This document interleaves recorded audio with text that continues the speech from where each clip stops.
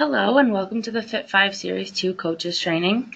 My name is Nicole Batista and I oversee the fitness programs here at Special Olympics Connecticut. I wanted to thank you all for your continuing support of the Fit5 program because since you're here for the Series 2 training, that means that you have already completed Series 1. So thank you, and I'm excited that you enjoyed it enough last year to come back and do it again for your athletes this year. So let's get started.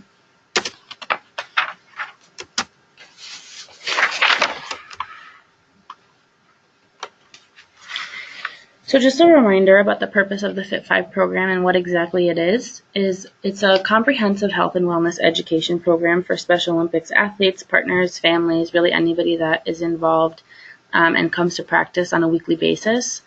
The purpose is to promote and educate athletes about proper nutrition, hydration, and physical activity, as well as to help participants understand that the healthier the individual, the better their sports performance and quality of life will become. And we really want to ingrain the idea of fitness and health into the culture of sports and Special Olympics in general. And what Fit5 really is it's an education program, and topics are meant to be discussed either before or after practices by coaches for about 10 to 15 minutes each week.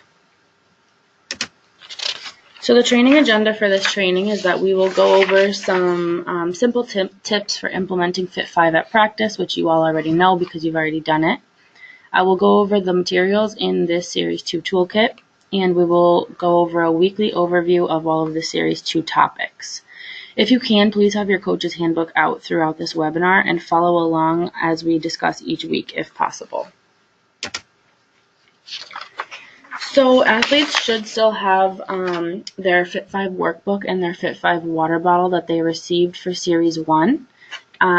If they can, encourage them to bring their Fit5 workbook to practice so that when you reference it, they can follow along with you at practice.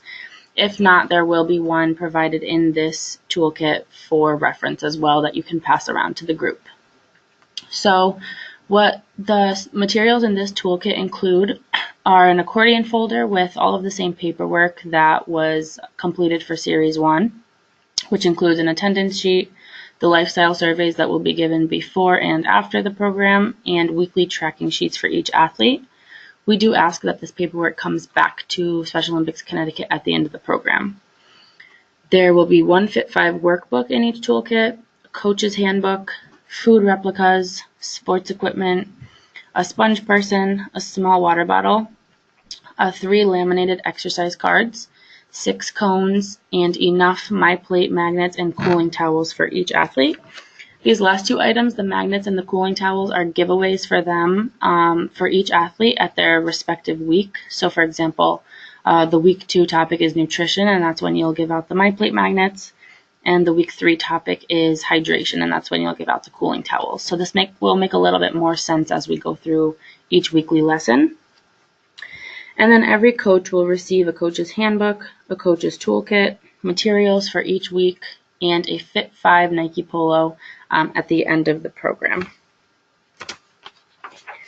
So just to review some general tips for incorporating Fit5 into practice, keep the information as simple as you can whenever possible. And if you follow along in the coach's guide as you implement the program, I've tried to keep it as simple as I can, so that hopefully is helpful to you. Repeat the Fit5 goals each week at the end of the session. Try and be as interactive as possible during group discussions and activities. We found that this really helps to ingrain the information into the athletes' daily lives. Try and adapt to how this group of athletes learn best, since as a coach, you know them on a personal level and you see them often. Understand what their capabilities are regarding health information. And lastly, try and keep a routine that is the same each week. So what we recommend is to start off by talking about last week's accomplishments and obstacles, then introduce the weekly topic, whether it's nutrition, hydration, etc. Then facilitate a discussion about that topic using the athlete workbook, and then demonstrate the weekly activity. And this is all outlined in the coach's handbook week by week as well, so you should just be able to follow that right along.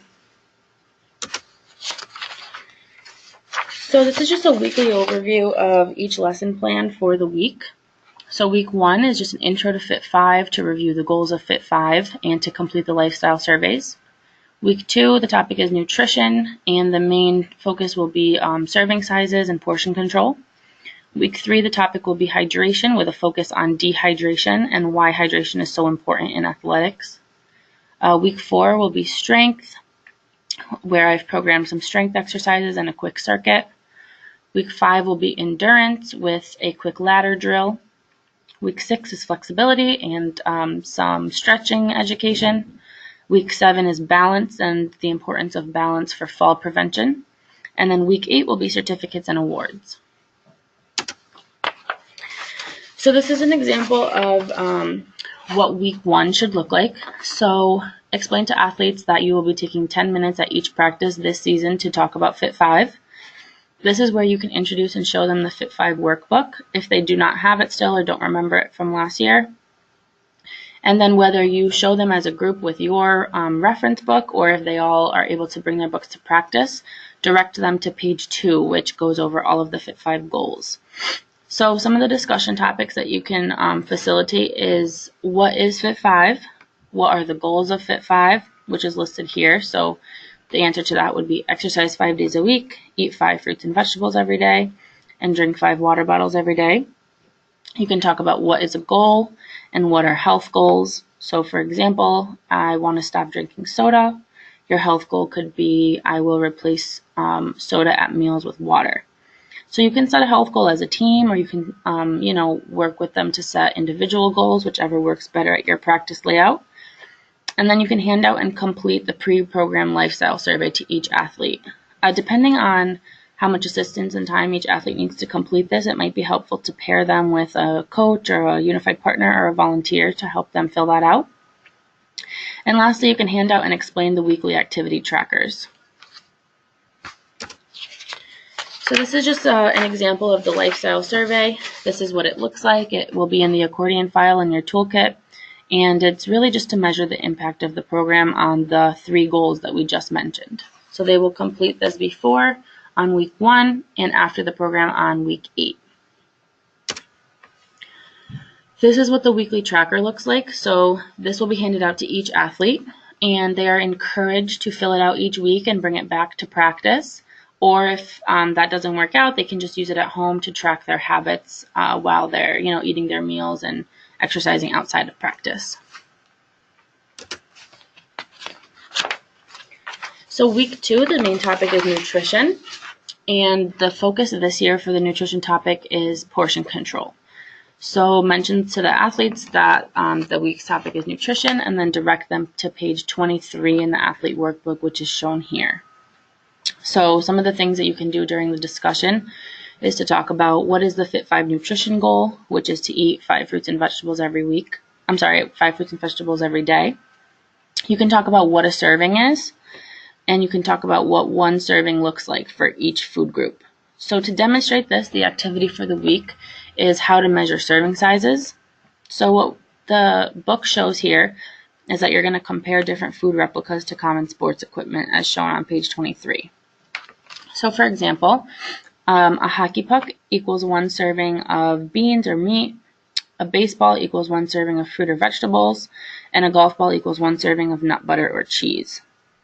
So you can demonstrate this to the group by either passing around the sports equipment and the respective food replicas, or you can pass out the food replicas and you can have the sports equipment up wherever you are in front of the group, and you can have the athletes match them up. You can really do whatever works best for you at your practice.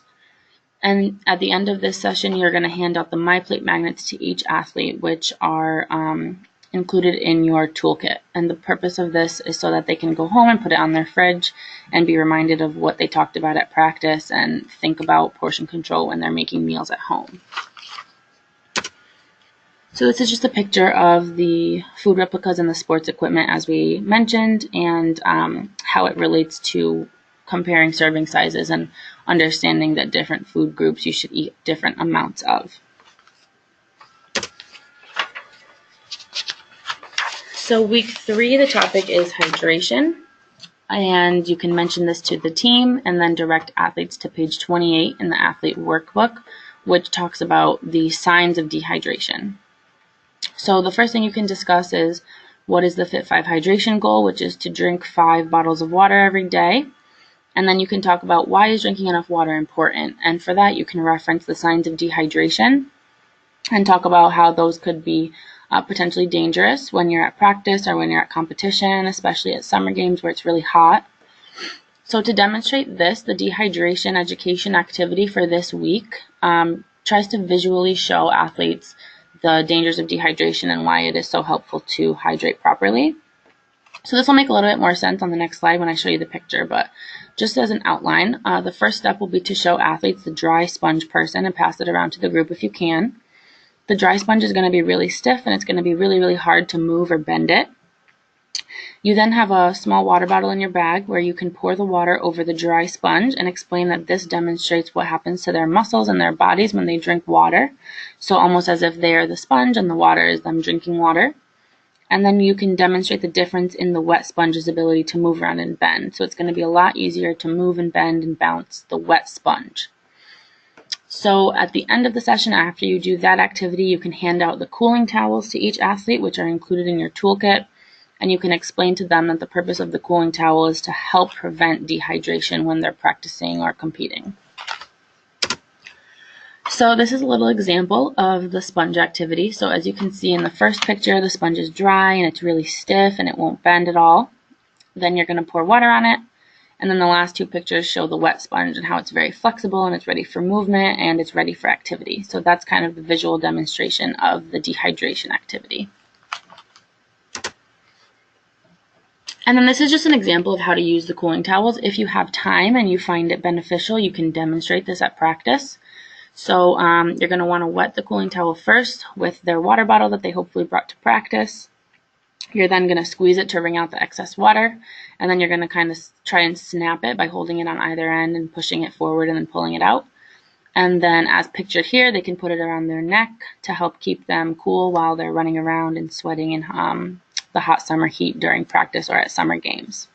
And this is for them to take home and keep and hopefully bring to practices in the future and hopefully bring to summer games. So the week 4 Fit 5 topic is strength.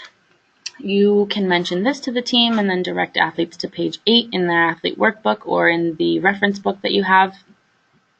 Some things you can discuss are how many days per week should we do strength exercises, why is strength training important, and what are different ways that you can strength train. And for this, you can follow the 6 suggestions that are shown here on page 8. And for all of the discussion questions that I'm mentioning here on the webinar, the answers for this are located in the coach's handbook. So you don't have to know these answers or come up with them. I've outlined all of them in the coach's handbook that you can just follow along at practice. So the activity for the strength week is a body weight strength circuit. You can explain that these are called body weight exercises because there's no equipment involved. All they need is themselves. So what you can do is you can make the last 10 minutes of practice a strength circuit. So I demonstrate this on the next slide, but what you're going to do is you're going to set up 3 cones in a triangle, and there are laminated exercise labels included in your toolkit, and you can place one of those on each of the 3 cones. You can demonstrate each exercise at the respective cone. Then you can split the athletes up into 3 different groups and have them pair them at each station and have them do each exercise that's on the laminated card for 30 seconds with a 1-minute break in between stations, and then they can switch. And have them rotate through this circuit twice. It should take no longer than 5 to 10 minutes. So this is just a demonstration of what the circuit would look like. So the squares represent the cones, and the pictures that are there are the same pictures that are on the laminated exercise cards in your toolkit. So the purpose of this is that they'll do squats, which is a lower body strength exercise. Then they'll do crunches, which is a abdominal core strength exercise. Then they'll do push-ups, which is an upper body strength exercise. So they'll get a full body strength workout, and they'll get some familiarization with some strength exercises that they can do at home with no equipment.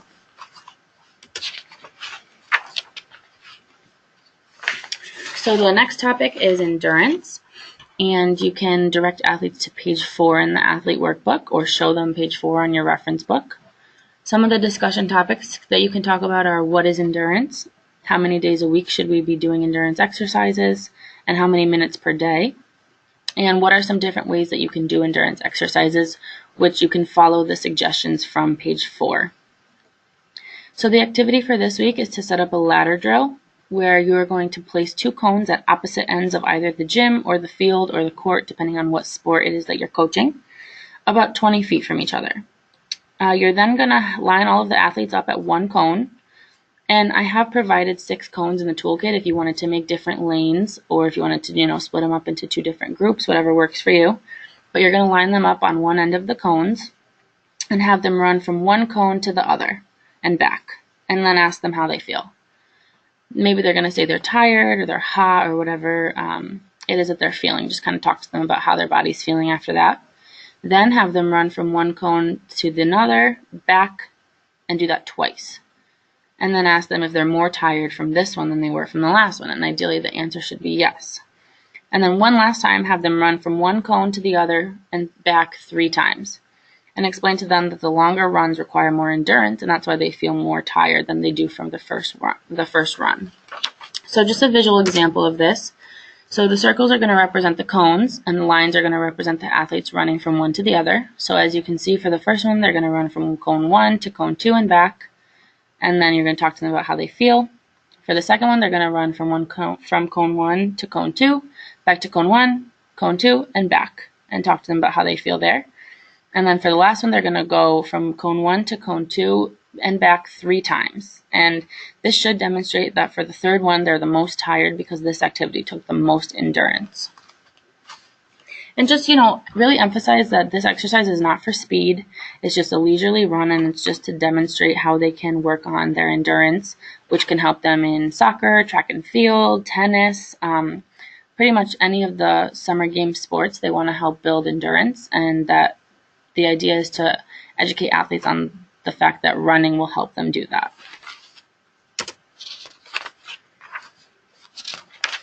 So week 6, the topic is flexibility, which you can direct athletes to page 12 in the athlete workbook. During the discussion, you can talk about what is flexibility, how many days a week should we be doing flexibility exercises, what are the different types of flexibility exercises, and you can follow the 3 suggestions from page 12 in the workbook. And the activity for this week is actually going to be 2 different flexibility activities. So you're going to facilitate a warm-up before practice and then a cool-down after practice. So for this week, if you want to mention that the warm-up before practice is a part of the Fit 5 for this week, you could do that if you don't typically do it at the beginning of practice.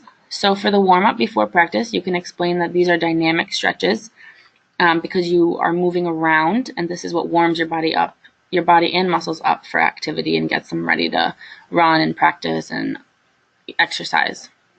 So the first exercise for the warm-up would be side lunges from one cone to another, and then they can do forward lunge with a twist from one cone to another, and then they can do Frankensteins from one cone to another, and I'll demonstrate these on the next slide. And then for the cool down after practice, you're going to explain that these are static stretches because they are not moving, and this takes less energy, and that's because this cools the body down after they've already done a lot of activity. So these exercises are going to be a seated hamstring stretch, a standing trunk twist, and a standing seated quad stretch. So here are some visual pictures of these. So as you can see, number 1 for the warm-up is side lunges, and you can have them do this from one cone to another if you want to set it up that way, or you can lead it in a group fashion. The second picture shows a forward lunge with a twist. So they're going to step forward, bend their knee, and then twist their torso to the left, get back up, take a step forward, bend the other knee, and twist to the right. And they can do that from one cone to another. And then number 3 that they're showing there is Frankenstein. So really you're just walking forward and picking your leg up to your hands. For cool down exercises that are pictured here, the first one is a seated hamstring stretch. The second one is a standing trunk twist where they just match one hand to one foot, stand up, and then switch to the other side. And then the third one is a standing, or you can do it seated, or laying down, which is shown here, quad stretch. So if you were standing, you would just stand up on one foot and pull that foot back behind you, but sometimes it's easier to do this laying down, which is pictured here. So for these cool down exercises, you want to hold each pose for 10 to 30 seconds. And again, you can do this as a group, and the coach can have a stopwatch timing it for 10 to 30 seconds, whichever you think works best for your team. The week 7 topic is going to be balance, and you can direct athletes to page 14 in the athlete workbook for this. Some of the discussion topics can include what is balance, how many days a week should we work on balance, and what are some balance exercises, and you can follow the 3 suggestions from page 14 here in the athlete workbook. And as a group, you can do each balance exercise, which is on page 15 to 17 in the workbook, and you're going to want to hold each pose for 30 seconds. So these include a standing leg stance, leg swings, and walking on a line, which I'll show you on the next slide. And then if you have time and if you would like, you can do a balance challenge, and as a group, you can see who can balance on one leg for the longest. And then you're going to want to explain to the group that the longer you're able to stand on one leg, the better your balance is. And if maybe you weren't able to stand on one leg for too long, that maybe balance is something that you should want to start working on with the exercises that we just demonstrated. So these are your examples of the balance exercises that are shown in the athlete workbook. So the first one is a standing leg stance. You're just standing on one leg. You can have the group hold each leg for 30 seconds. The second one is leg swings, where you're going to stand on one leg and swing the other leg back and forth, and you can do that 10 times for each leg. And the third one shows walking on a line, and if you're at a track or on a field, you can use the lines that are on the ground to use as reference. You can walk 20 steps forward in a line, heel to toe, and then turn around and walk 20 steps back, starting with the opposite leg. And all of these are detailed in the athlete workbook and in the coach's handbook as well. Week 8 is awards and certificates. So you're going to want to begin by asking to see their activity tracking sheets if they've been bringing them to practice. If they haven't, maybe encourage them to bring them on this day to go over how their habits have been throughout the whole program. And talk about how meeting the Fit 5 goals either got easier or harder throughout the program and why that was so. You can reiterate the Fit 5 goals of exercising 5 days a week, eating 5 fruits and vegetables every day, and drinking 5 bottles of water every day. You can talk about the importance of continuing to meet these Fit 5 goals every week, even when practice is over and summer games is over. Then hand out the post-program lifestyle surveys and complete them as a group, or pair up athletes with coaches or volunteers or partners if that worked better for you during week 1 when they did the pre-program lifestyle surveys. And then you're going to hand out a certificate of completion to each athlete, which I will get to you by week 8. So I will email you probably somewhere around week 6, asking for a list of names for all of the athletes on your team. I'll make them certificates and I'll ship those out to you so that you can hand them out on week 8 and really congratulate athletes for their training leading up to summer games. So at summer games, I will send out an email prior to this explaining all of this, but we're going to ask that you please return the following items to us. So the coach's handbook, the Fit 5 toolkit, the lifestyle surveys, the attendance sheets, and the weekly tracking sheets if possible. So what we will most likely do is I will send out an email prior to summer games asking you to bring all of this to summer games, and I will get it from you when you register and check in for the weekend. If you have any questions at all, this is my contact information. Again, I'm Nicole Batista. My email is nicoleb@soct.org. You can reach me by phone at 203-230-1201, extension 261. And please, if you have any questions, do not hesitate to reach out. And if you feel that after this webinar you would still like to meet with me and ask me some questions and go through the program or the toolkit with me, I am more than happy to coordinate that and come see you. Thank you so much and good luck with this season.